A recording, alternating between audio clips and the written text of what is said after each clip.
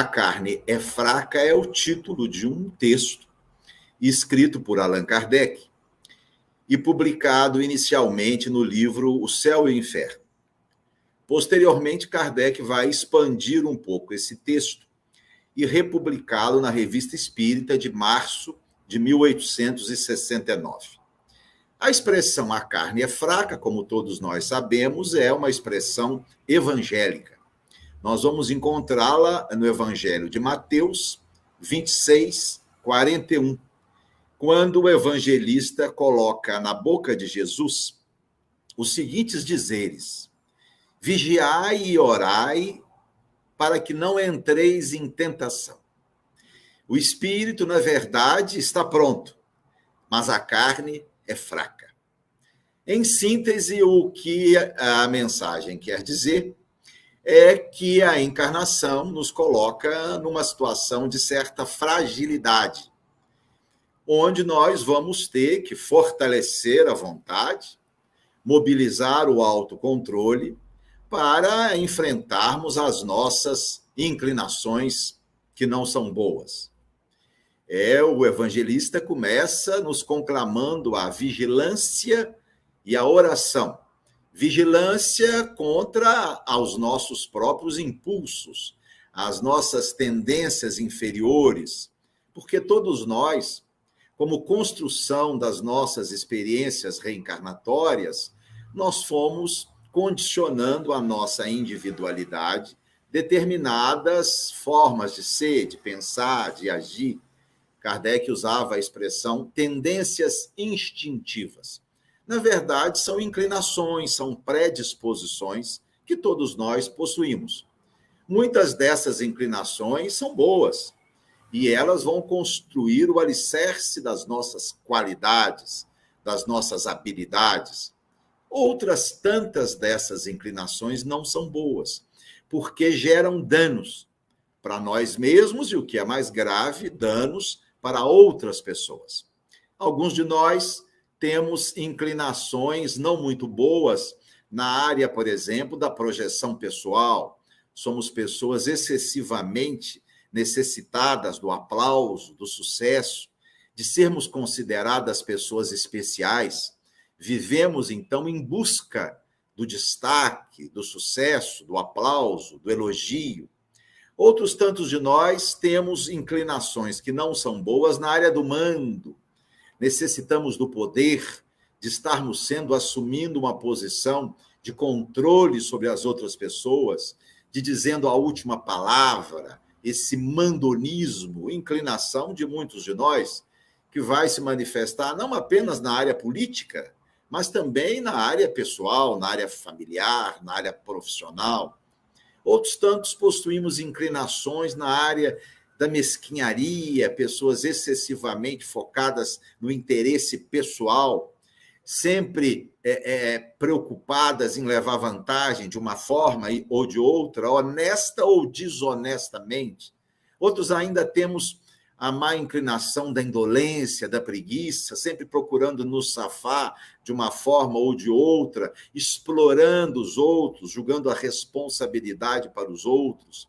Alguns ainda temos inclinações focadas nas sensações hedonistas, excessivamente preocupados com o prazer material, com tudo aquilo que a matéria pode nos dar na área do gozo, enfim, são infinitas as tendências instintivas que não são boas. O evangelista, então, nos conclama à vigilância, ao cuidado, à atenção, para que nós não venhamos permitir que essas inclinações nos dominem, gerando uma série de dificuldades. Ele vai, então, falar da vigilância e da oração. Oração aqui no sentido do pensamento ligado às forças do bem, para nos abastecermos de recursos mentais que nos auxiliem na luta contra essas tendências.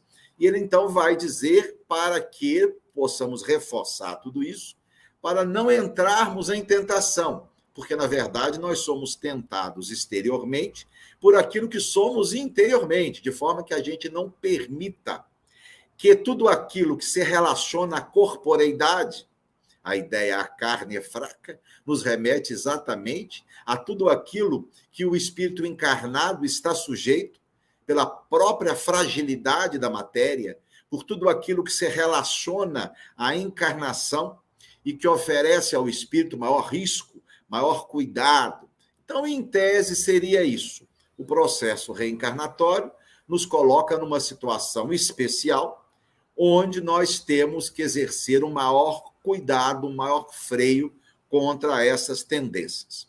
Esse texto de Allan Kardec chama a atenção por dois pensamentos principais.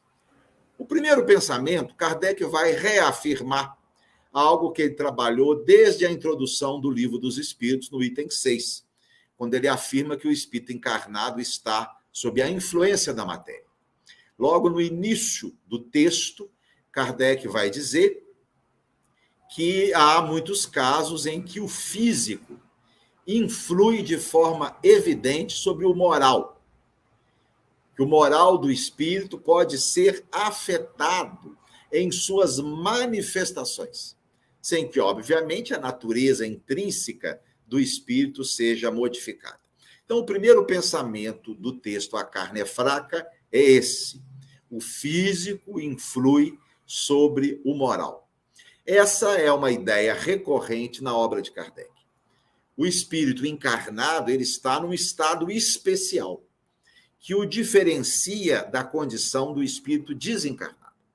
Ou seja, a identificação do espírito com um corpo perecível, as influências que sofre das pessoas com quem convive, do seu ambiente, do período histórico em que vive, da cultura em que está inserido, tudo isso ligado à condição da corporeidade, da encarnação, faz com que o espírito ele sofra influências, que são influências que precisam ser bem compreendidas. O que é, na verdade, que Allan Kardec entende como a carne é fraca? Ou seja, por que ou de que forma essa corporeidade, essa encarnação influi sobre o espírito e que vai levá-lo a maior riscos e que vai exigir dele maior cuidados. Eu relacionei em minhas reflexões uma série de motivos, na verdade, 8 motivos, que podem nos fazer entender por que a carne é fraca, ou seja, por que o espírito encarnado está sob riscos maiores, no sentido de ceder às suas más inclinações. E nós vamos trabalhar com vocês rapidamente essas 8 razões. Primeira, a carne é fraca porque a encarnação promove no espírito o esquecimento do passado.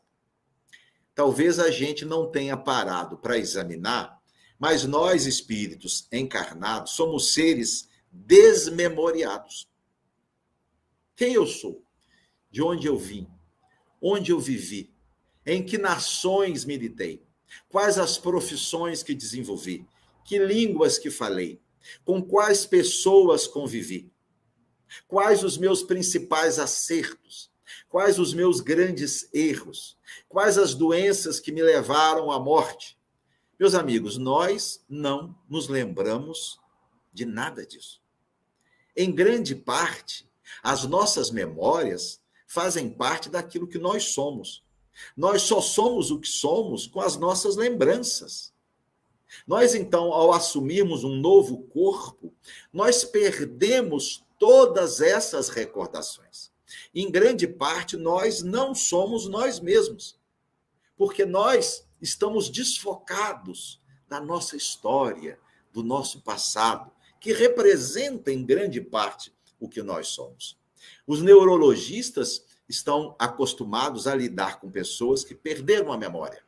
São pessoas perturbadas, são pessoas desfocadas da sua realidade, são pessoas que muitas vezes não conseguem decidir, escolher, agir, porque eles têm fragmentada a sua própria personalidade, na medida que não se recordam daquilo que são. No livro Renúncia, que foi o último romance mediúnico do Espírito Emmanuel, ditado através de Chico, no início dos anos 40, Logo no seu capítulo 1º, Emmanuel coloca dois espíritos em vias de reencarnar, dialogando. Esses dois espíritos são espíritos altamente intelectualizados, mas que falharam moralmente, gravemente na última encarnação. E eles têm ciência dos seus erros e assumiram perante si próprios o compromisso de não errar novamente na encarnação que se aproxima. Em determinado momento, Emmanuel coloca na boca de um desses espíritos o seguinte: o que mais me impressiona é o fantasma do esquecimento, que nos obscurece o espírito lá na Terra. Antes da experiência, arquitetamos 1000 projetos de esforço, dedicação, perseverança, mas chegado o momento de as executar, revelamos as mesmas fraquezas ou incidimos nas mesmas faltas. Situação me atemoriza, disse o espírito. E prossegue: sinto enorme angústia só em pensar que perderei novamente a memória, que ficarei quase inconsciente de meu patrimônio espiritual ao palmilhar as estradas terrestres, qual enterrado vivo a quem fosse subtraída a faculdade de respirar. Notem, é o pensamento de um espírito de certa condição, em vias de reencarnar, temendo exatamente aquilo que vai acontecer com todos nós, o esquecimento do passado. O Dr. Gustave Gellé, um médico francês, morto em 1924, ele acreditava que o esquecimento do passado seria necessário para que o espírito pudesse viver experiências diferentes. Porque se ele se lembrasse da sua história, ele tenderia a repeti-la. Vamos imaginar um espírito, por exemplo, que foi um mecânico de máquinas de automóvel e que tenha sido muito competente, muito bem sucedido. Pela lei do menor esforço, ao reencarnar, se lembrando de tudo isso, ele tenderia a repetir a sua experiência. Daí a necessidade do esquecimento do passado, para com que o espírito venha a viver experiências diferentes que são necessárias no seu desenvolvimento espiritual. Então, essa seria uma primeira justificativa para a expressão a carne é fraca, o esquecimento do passado. Segundo, a carne é fraca porque a encarnação nos coloca como refém de certas leis da biologia reencarnatória, principalmente leis da genética. Nós sabemos que é o espírito que constrói o seu novo corpo, mas ele constrói esse novo corpo a partir do material genético herdado dos pais. O espírito não consegue fabricar um gene se esse gene não existir, seja no espermatozoide do pai ou no óvulo da mãe. É como uma doceira a quem se incumbe de fabricar um bolo. Ela vai fabricar o bolo a partir do material que ali está. Ela pode fazer o melhor bolo possível, mas jamais fará um bolo de chocolate se lhe for oferecida apenas laranja, leite ou fubá na confecção do seu bolo. O espírito, então, depende do material recebido dos pais. Um espírito pode ser, por exemplo, um grande músico, mas se nos genes dos pais ele não encontrar material para a construção de um cérebro, onde os recursos musicais serão evidentes, naquela encarnação, ele não conseguirá desenvolver o seu talento a contento. Por isso, Allan Kardec diz, no Livro dos Espíritos, particularmente, que nem sempre o espírito consegue manter as suas faculdades em todas as encarnações. Determinadas habilidades podem lhe faltar em certa experiência reencarnatória. Um dos motivos pode ser esse, porque o cérebro não permite. E o espírito encarnado pensa, sente, age, raciocina, fala, escreve através do cérebro. E não é difícil nós entendermos isso. Vamos convidar o mais brilhante pianista da Europa para uma apresentação no Cine Teatro Central e vamos lhe dar um piano faltando 10 teclas. Que conseguirá apresentar esse pianista? Ou vamos convidar um brilhante violinista para uma apresentação no Parque Alfield e vamos lhe dar um violino desafinado. O que conseguirá apresentar esse brilhante violinista? Ou vamos pedir a Carlos Drummond de Andrade que escreva um texto sem se valer da letra A? O que conseguirá escrever Carlos Drummond de Andrade? Assim é o espírito encarnado. Depende do cérebro, das leis da biologia para se manifestar. No final do livro Nosso Lar, nós vamos verificar um diálogo entre Dona Laura, mãe de Lísias, aquele enfermeiro que acolheu André Luiz, com um funcionário da governadoria da colônia. Vamos nos lembrar que Dona Laura prepara para reencarnar e há um encontro, uma festinha em sua residência para se despedir dos amigos.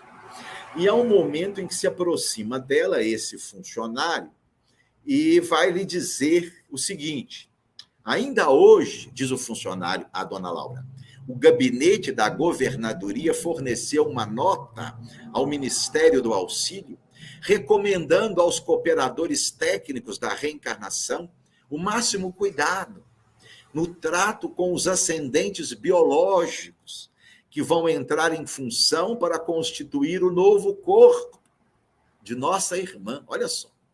E aí Dona Laura vai dizer assim, é verdade, eu pedi essa providência para que eu não me encontre demasiadamente sujeita à lei da hereditariedade. Demasiadamente, porque sujeita ela estaria. Ela tinha medo de estar muito presa a essa lei, e isso prejudicar na formação do seu corpo. E ela diz no final, tenho tido grande preocupação relativamente ao sangue. Esse livro foi escrito em 1943, não se conhecia ainda a função dos genes, a fisiologia da hereditariedade. Então falava-se em sangue, sangue ruim, sangue bom, sangue nobre. Na verdade, podemos substituir a palavra sangue no texto por genes. Ela estava preocupada com os genes que herdaria dos pais e que poderiam prejudicá-la na formação do seu novo corpo. Porque minha gente, nós espíritas precisamos saber disso. Há genes relacionados a muitas tendências que são problemáticas. Há genes relacionados à gula, ao fumo, ao álcool, há genes relacionados ao sexo promíscuo, à violência, à depressão. Quer dizer, então, que se eu receber um gene relacionado à violência, eu serei uma pessoa violenta? Não necessariamente, mas eu terei que lutar com maior firmeza contra essa tendência. Poderei vencê-la, mas terei que lutar contra ela com maior firmeza em relação a alguém que não venha a se identificar com esse tipo de gene. Então, a carne é fraca, porque nos coloca sob poderosa influência de leis da genética. Vamos em frente. Terceiro motivo porque a carne é fraca. Porque a encarnação limita os nossos sentidos espirituais. E não vou nem me referir aqui à capacidade de volitação ou de leitura do pensamento, não. Vamos trabalhar aqui coisas mais simples, como os próprios sentidos. Os próprios sentidos, como o tato, a visão, o olfato, a audição, o paladar. A encarnação, o corpo, ele nos leva a uma situação de profunda restrição das faculdades do espírito. Nós perdemos grande parte de nosso poder perceptivo, porque o corpo limita essas percepções. Vejamos um exemplo, por exemplo, os sons. Nós estamos mergulhados num universo de sons diferentes. Mas, enquanto encarnados, nós só conseguimos perceber os sons cuja frequência varia de 20 a 20 mil hertz. Baleias e elefantes escutam melhor do que nós. Elas ouvem na faixa do infrassom, abaixo de 20 hertz. Os cães escutam melhor do que nós. Eles ouvem acima do ultrassom, acima de 20 mil hertz. Mas e nós, como espíritos? Nós não temos acesso a esses sons? Claro que temos. E muitos outros. Mas encarnados não. Por quê? Porque o nosso cérebro não permite a captação dessa frequência sonora. Um outro exemplo, as radiações eletromagnéticas. Nós estamos mergulhados num oceano de vibrações diferentes. Aqui, entre nós, estamos diante de raios gama, ultravioleta, infravermelho, raios-x, ondas curtas. Mas o nosso cérebro só consegue registrar aquelas que têm um comprimento de onda da luz visível, que vai de 400 a 700 nanômetros. Uma abelha, quando olha para uma flor, vê no néctar da flor um verde fosforescente. Isso equivale à onda ultravioleta, que o cérebro da abelha registra. O nosso cérebro não registra. Qualquer radinho de pilha é capaz de registrar ondas eletromagnéticas que o nosso cérebro não registra. Mas como espíritos, nós não registramos essas ondas? Claro. E muitas outras, até mesmo ondas desconhecidas da física. Mas enquanto encarnados, não. Porque a evolução dotou o nosso cérebro de profunda limitação no registro de várias ondas. Mas por quê? Por que a encarnação limita tanto as nossas percepções? Exatamente para que a gente, trabalhando numa situação de restrição, tenha a capacidade de trabalhar mais, de desenvolver mais as nossas habilidades. Vocês já viram lutadores de boxe treinar? Aquela estrutura imensa, pesada, ele fica dando socos ali naquele aparelho, aquilo ali é muito mais pesado do que a cara do indivíduo que ele vai agredir na luta. Exatamente porque vai exigir dele um esforço muito maior. Jogadores de futebol, por exemplo, treinam muito mais do que será exigido deles. Qualquer atleta treina muito mais tempo do que lhe será exigido. Exatamente para que, diante daquela restrição, daquele esforço maior, ele possa desenvolver os músculos. A encarnação nos coloca em um cérebro que exige de nós muito esforço para que nós possamos treinar e desenvolver a mente. Uma quarta razão, porque a carne é fraca. Porque na formação de nossa personalidade entram em jogo poderosas forças. Forças que podem ser educativas ou deseducativas. Maravilha, minha gente. Se nós recebermos pais justos, amorosos, equilibrados, sensíveis, compassivos, eles vão nos auxiliar na formação de uma personalidade bonita, ética, justa, generosa. Mas nem sempre isso se dá. E nós sabemos quanto mal determinados pais podem fazer na formação da personalidade dos seus filhos, por indiferença, por negligência, por cobrança excessiva ou por não cobrar nunca, por impor seus desejos, por impor suas frustrações, por quererem que os filhos sejam aquilo que eles não puderam ser. E muitas vezes atitudes que vão marcar profundamente a personalidade dos filhos e que vão acompanhá-los a vida inteira, ou ainda pelos maus exemplos. Quando as crianças são criadas vendo atitudes infelizes dos pais, incorporando essas atitudes como painéis mentais e achando que aquilo é a maneira certa de agir.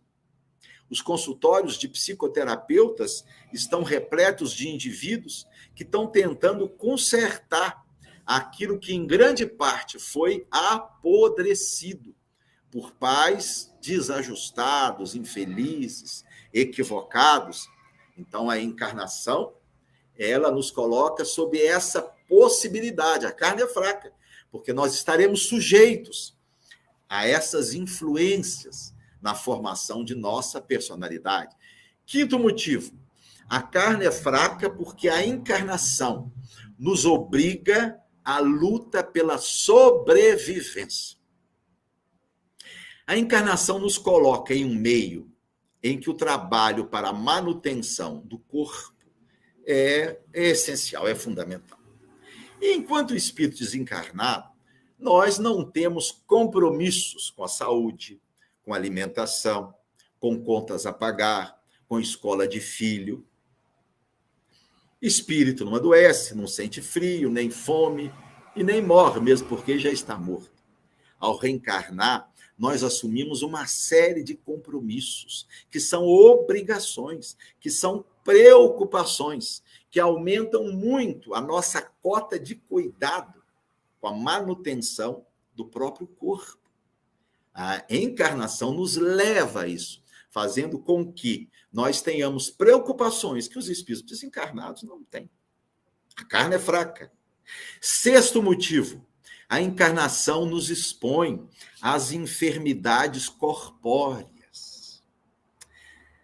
Estamos nós cuidando dos problemas de coluna, da artrose de joelho, das doenças degenerativas, das doenças autoimunes, tendo que fazer exames dolorosos, e médico e mais médico, cirurgias, tudo isso no contexto da corporeidade. Isso gera maior cuidado, muitas vezes nos obriga a uma cota maior de resignação. Temos que lutar contra a própria irritabilidade decorrente de uma dor física ou das dores morais que surgem no decorrer da própria história reencarnatória. Então, a encarnação nos coloca todos esses problemas. E ainda mais, a gente fica velho, não é? E começa, esquece nome de filho, toca nome de neto, vai abaixar para pegar uma coisa no chão, tem um jeito na coluna, né? Vai pegar o copo, derruba a xícara. Não é? Me lembro meu pai, com seus 80 anos, cansado na hora do banho, de ter que abaixar um monte de vezes para apanhar o sabonete que escorregou. Um dia ele entrou, pegou o sabonete, olhou para ele e falou assim, já que você vai cair mesmo, cai de uma vez. Ó. A carne é fraca, porque vamos ter que lidar com o processo do envelhecimento do corpo, da mente e todas as consequências que isso advém para nós. Sétimo motivo, a carne é fraca porque nos obriga à convivência com pessoas que são muito diferentes de nós. No mundo espiritual, a lei de sintonia é absoluta. Os espíritos se atraem e vão conviver com espíritos que têm tendências similares. Os estudiosos vão poder conviver com os estudiosos. Os justos serão atraídos pelos justos. Os sensuais vão se identificar com os sensuais. Os avarentos com os avarentos, etc. Aqui, na corporeidade, não. A carne é fraca, porque nós vamos ter que conviver com espíritos muito diferentes de nós. Aqui é um verdadeiro balaio de gato. Estamos todos misturados, o justo com o injusto, o trabalhador com o malandro, o bandido com o honesto. O responsável é obrigado a conviver com o irresponsável. Isso é próprio da experiência reencarnatória, porque nós precisamos da convivência com pessoas diferentes para desenvolver habilidades diferentes. A carne é fraca, porque temos que conviver com pessoas que tornam a nossa vida mais problemática, mais doída, mais conflituosa. E, finalmente, um oitavo motivo. A carne é fraca porque nos coloca em íntima conexão com instintos biológicos, que são fonte de enormes prazeres e, consequentemente, de grandes quedas morais. Porque a evolução fez com que o nosso organismo desenvolvesse ou adquirisse certos instintos necessários à nossa sobrevivência. Comer, beber, procriar, sentir-se necessidade de ser aprovado por uma comunidade, sentir necessidade de que a nossa opinião seja ouvida, seja importante, sentir-se seguro, enfim, vários instintos foram sendo desenvolvidos para que garantida fosse a nossa sobrevivência. E para que nós cuidássemos de tudo isso, esses instintos foram ou se tornaram prazerosos. Porque se não fossem fonte de prazer, nós não cuidaríamos deles e colocaríamos em risco a nossa sobrevivência. Então, a encarnação, ela nos coloca identificados com um cérebro em que esses prazeres são muito evidentes, em que esses gozos existem e fortemente nos sentimos atraídos a ele. Tudo bem, se nós soubéssemos usufruir de tudo isso de uma forma saudável, harmônica, equilibrada, nós usaríamos aquilo que a matéria tem de bom, sem que isso fosse extrapolado, sem que isso fosse fonte de desarmonia para nós e de sofrimento para os outros. O problema é que o limite do prazer tem que ser a nossa saúde física e tem que ser o bem-estar do outro. Mas nessa sede de gozo e de prazer sem limites, nós trazemos enfermidades para nós e nós comprometemos o bem-estar das outras pessoas. Eu, às vezes, acho que a evolução errou um pouco na mão, porque se esses instintos não fossem tão prazerosos, não seria tão difícil viver a encarnação. É por isso que é difícil fazermos o certo. Por quê? Porque as coisas erradas são, muitas vezes, fonte de prazer. E a encarnação nos leva a lutar contra elas. Voltando mais uma vez ao livro Renúncia, já citado por nós, de Emmanuel. Ainda logo no primeiro capítulo do livro, Alcione, um espírito de altas esferas, vai reencarnar, pediu uma encarnação para auxiliar uma alma muito querida sua, a quem ela havia se consorciado em várias encarnações, e que deveria viver uma existência no celibato. Eles não iriam se casar naquela encarnação. E Alcione queria ajudar essa alma querida e pediu, então, uma encarnação que não estava prevista. E um espírito superior hierárquico de Alcione vai tentar convencê-la a desistir dessa encarnação. E é interessante, olhem só o que diz essa entidade a Alcione. Já ponderaste nos obstáculos imensos? Recorda que as leis planetárias não afetam somente os espíritos em aprendizado ou reparação, mas também missionários da mais elevada estirpe. Sentirás o mesmo desejo de compreensão e a mesma sede de afeto que palpitam nos outros mortais. E prossegue o espírito. Tu te sentes preparada para neutralizar a poderosa lei da atração das almas? Sentes-te bastante forte para assumir esse compromisso? Notem, então, que nós estamos aí, sob essa poderosa influência, fonte de enorme prazer, que nos obriga a uma luta constante contra a influência da matéria. É por tudo isso, minha gente, que a carne é fraca. Mas antes de concluirmos, voltamos ao texto de Allan Kardec para um segundo pensamento. No primeiro pensamento, Kardec admite a influência dessa matéria. E é por essa influência que a carne é fraca. Mas no segundo pensamento, mais consolador, mais esperançoso, Kardec vai dizer o seguinte, olhem só: desculpar-se de suas más ações, sob o argumento de que a carne é fraca, é um subterfúgio para eximir-se da responsabilidade. A carne só é fraca porque o espírito é fraco. O que derruba a questão e deixa a responsabilidade ao espírito de todos os seus atos. E conclui Kardec de forma admirável: a carne, que não tem nem pensamento, nem vontade, jamais prevalece sobre o espírito, que é o ser pensante e voluntarioso. Kardec reconhece a influência da matéria.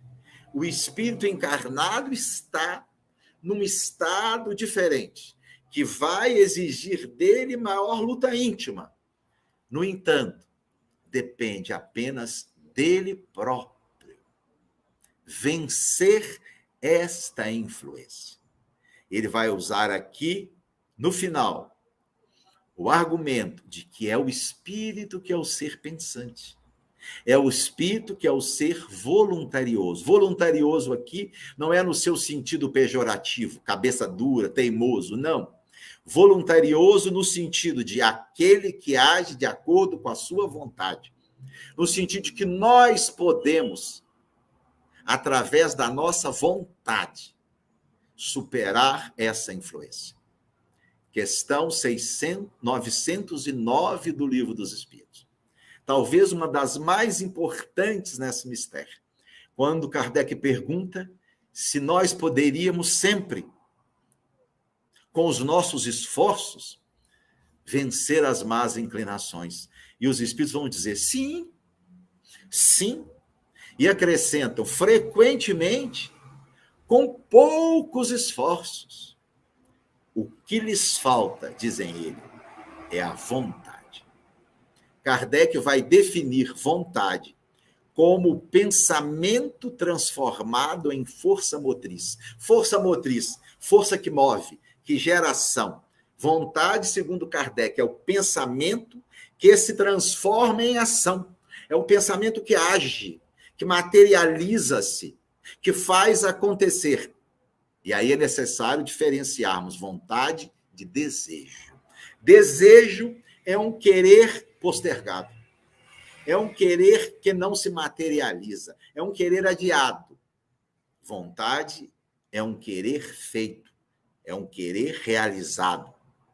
O fumante que deseja parar de fumar, mas não parou. É desejo. É um querer que não se realizou. O gordinho que, fazendo uso da vontade, perdeu 10 quilos. Aqui é vontade. É um pensamento que se realizou. É um querer que se fez. Nós, para lutar contra a influência da matéria, precisamos sair da dimensão do desejo, um querer adiado, e mergulharmos na dimensão da vontade, um querer materializado. E no texto, Mateus 26, 41, Jesus vai dizer, o espírito está pronto. Olhem só, a carne é fraca, mas o espírito está pronto. Pronto aqui não no sentido de completo, arrematado, acabado, porque se tivesse pronto não precisaria viver experiências. Pronto aqui no sentido em condições de enfrentar essa influência e de vencê-la. Nós estamos plenamente preparados para isso. Nós estamos habilitados para vencermos essa influência. E eu me lembro, para concluir, de um diálogo que tive há muitos anos com uma companheira do movimento espírita do Rio de Janeiro. Ela bem mais à frente, eu começando, ela já com muitos anos no trabalho espírita. E conversando sobre a luta íntima, eu perguntei a ela, mas afinal, o que nos falta para acertarmos o passo? Veio Jesus, apresentou uma moral cristalina, depois dele Allan Kardec, trazendo para os nossos dias essa mensagem. Depois de Kardec, toda uma literatura mediúnica notável no século XX, mas nós continuamos ainda vacilantes, fazendo escolhas erradas, tímidos na nossa tarefa de autossuperação. O que nos falta? Perguntei a ela. E a sua resposta foi tão admirável, porque veio focada numa única palavra. Ela me disse assim: o que nos falta, Ricardo, é decisão. Decisão para dizermos não ao erro, para dizermos não à escolha equivocada, para dizermos não a um passado que nos infelicitou e que só trouxe sofrimento para aquelas pessoas que mais nos amam. E Emmanuel, no livro Coragem, vai dizer: o sacrifício é a lei da evolução. Não há vitória espiritual sem renúncia. Não há vitória espiritual sem abnegação, sem renunciar àquilo que não é bom, que não é belo, que não é útil, que não é justo.